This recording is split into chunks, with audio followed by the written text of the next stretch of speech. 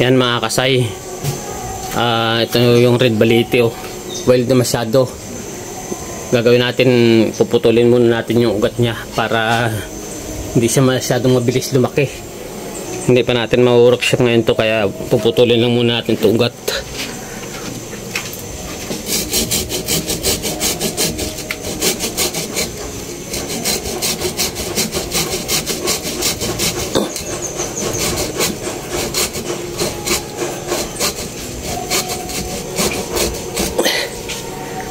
Inangat na rin itong training pot niya. Kaya hinahatak ng ugat. Nabiak na nga rin itong training pot niya. Wala pa tayong pampalit dyan.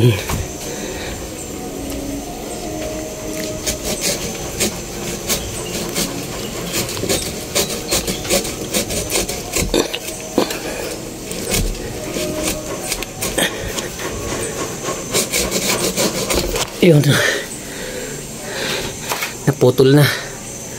Bumaba na rin tong pot nyo. Hindi na mabilis lalakayan. Saka na natin i-workshop. Puputulin natin yung malalaking sanga na yan. Damo nagdadayback na yung ibang branches niya gawa nung nagiging dominant yung malalaking branches niya. Namatay yung maliliit. Yan muna guys. Saka natin ang workshop.